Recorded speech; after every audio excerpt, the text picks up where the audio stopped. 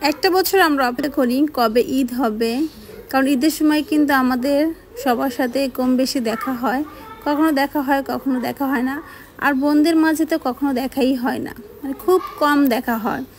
তো আজকে চলে এসেছি। আসসালামু আলাইকুম, হ্যালো এভরিওয়ান, কেমন আছেন সবাই? আশা করছি সবাই ভালো আছেন। নতুন আরেকটা ব্লগ নিয়ে চলে আসছি। অনেক দিন ব্লগ দেওয়া হয় না, তো নতুন আরেকটা ব্লগ, সেটা হচ্ছে আমি বোনকে কিভাবে রিসিভ করব। তো যাচ্ছি আমি আমার পিছনের দিকে, আম্মুকে ডাকতেছিলাম, আম্মু হচ্ছে কাকির সাথে কথা বলতেছিলাম। তো আমি যেতে যেতেই কিন্তু আমার বোন চলে আসছে অলরেডি। তো আমার বোন আমাকে ফোন করে বলেছিল, আপু আমি কাছাকাছি আসি, তুমি হচ্ছে রাস্তার মাথায় দাঁড়াও। এই আমার বের হইতে তো লেট হয়ে গেছে, যার কারণে আমার বোন একা একাই চলে আসছে লাগেজ নিয়ে। আর সাথে আমার চাচাতো বোন, মানে ভাইয়ের মেয়ে আছে, আমার ভাস্তি আছে সাথে।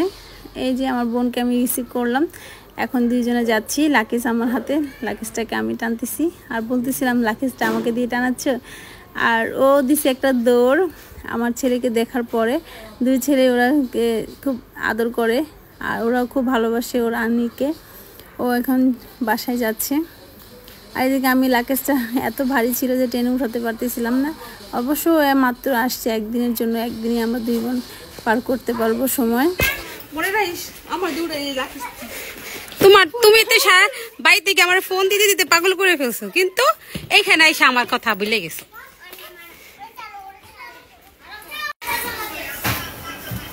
শান্তি হয়েছে, শান্তি রে।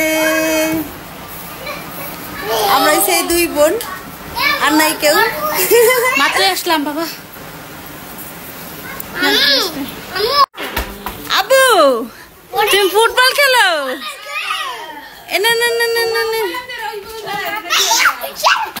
তারপরে আমরা খাওয়া দাওয়া করলাম দুপুরে। বিকালের দিকে একটু বের হলাম, একটু ফ্রেশ হয়ে খাওয়া দাওয়া শেষ করে এখন কোথায় যাওয়া যায় সেটাই ভাবতেছিলাম। অনেক দিন পরে দুই বোন একসাথে, ওর এক বাচ্চা ছেলে, আমার দুই ছেলে, আমার ভাস্তি আছে, ভাইস্তা আছে দুইজন, আর ভাস্তি একটা। তো আমরা সবাই মিলেই যাব। কোথায় যাওয়া যায়? একটু পাথারের দিকে যাব। তো সাফিন হচ্ছে খালিয়ে গেছিলো, ওকে গেঞ্জিটা আমি পরাইলাম। আর এইখানে ওরা হচ্ছে আগে থেকেই খেলাধুলা করতেছিল পুকুরের কানে। এখানে একটা গাড়ি নিয়ে আসছে, গাড়িটাকে চুবাচ্ছে আমার ভাস্তি।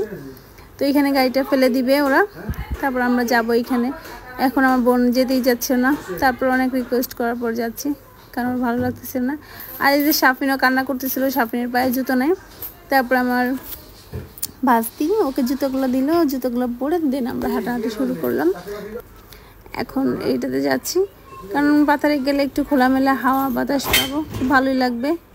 আমার বোনের ছেলে আরাফ, ওর নাম, ও আমার কোলে ছিল। ও আমাকে অনেক দিন পরে পাইছে। ও যখন একটু বসা শিখছে তখন ওর সাথে লাস্ট দেখা হয়েছে। আর এখন হচ্ছে ও হাঁটতে পারে। আর এখানে সবাই হচ্ছে দৌড়দৌড়ি করতেছে, একটা মুরগির বাচ্চা ধরার জন্য অনেক দৌড়দৌড়ি করতেছিল। অবশেষে মুরগির বাচ্চারা ধরতে পারছে।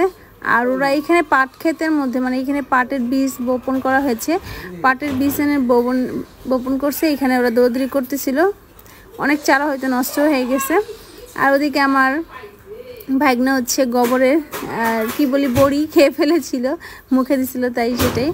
আর আমার বাস্তির হাতে হচ্ছে, এখন ওরা কেন খেতে গেল সেটার জন্য আমাদের কান ধরাচ্ছিলাম। আপনারা ভালো থাকবেন, সুস্থ থাকবেন, গ্রামের ভিডিও দেখার জন্য অপেক্ষা করবেন।